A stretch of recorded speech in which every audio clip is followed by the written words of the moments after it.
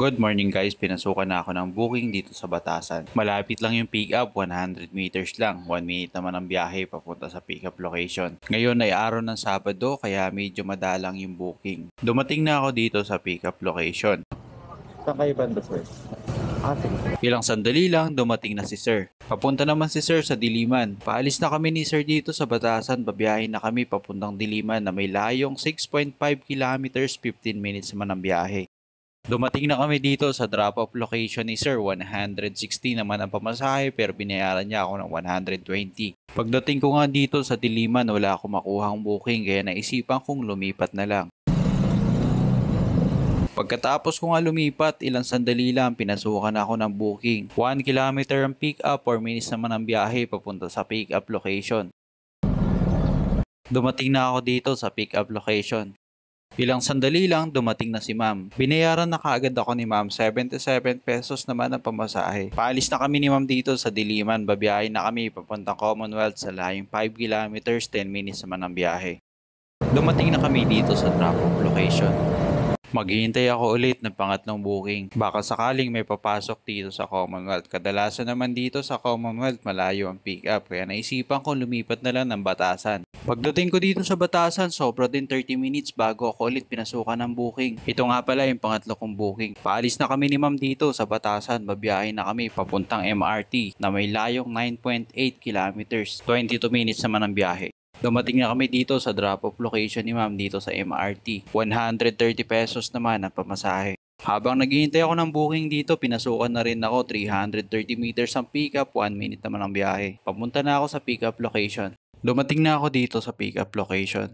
Paalis na kami ni ma'am dito sa pick-up location. Babiyahin na kami papuntang Tatalon sa layong 4.3 kilometers, 15 minutes naman ang biyahe. 68 pesos naman ang pamasahe. Binayaran naman ako ni ma'am sa GCash. Dumating na kami dito sa drop-off location. Umabot din ng 20 minutes bago ako ulit pinasukan ng booking. 800 meters ang pick-up, 2 minutes naman ang biyahe papunta sa pick-up location. Dumating na ako dito sa pick-up location. Ang pangalan po? Dayan po. Sagot naman Mandaluyong. Paalis na kami dito sa Tatalon, babiyahin na kami papuntang Mandaluyong na may layong 7.1 kilometers, 30 minutes naman ang biyahe. Dumating na kami dito sa drop-off location ni ma'am dito sa Mandaluyong. 99 naman ang pamasahe ni ma'am pero binayaran ako ng 120 pesos. Good morning po. Papunta na po. Ma'am, saan po kayo banda sa Panatag Road? Sige. Papunta na po. 4 minutes. Pagkatapos ko nga mai-drop si ma'am dito sa Mandaluyong, pinasukan kagad ako ng booking. 590 meters naman ang pick-up, 4 minutes naman ang biyahe, papunta na ako sa pick-up location.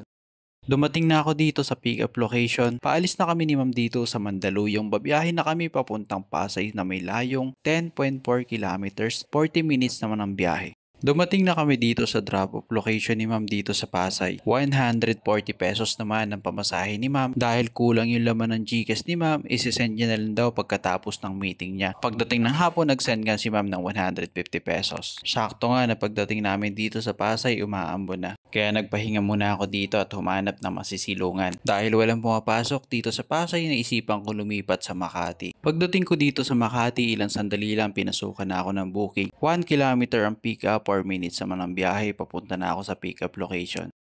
Dumating na ako dito sa pick-up location. Dito lang ang pick-up sa Pasay sa pagitan ng Makati. Ilang sandali lang lumabas na si ma'am. Paalis na kami dito sa Pasay. Babiyahin na kami papuntang SM Aura sa layong 7.7 kilometers, 40 minutes naman ang biyahe.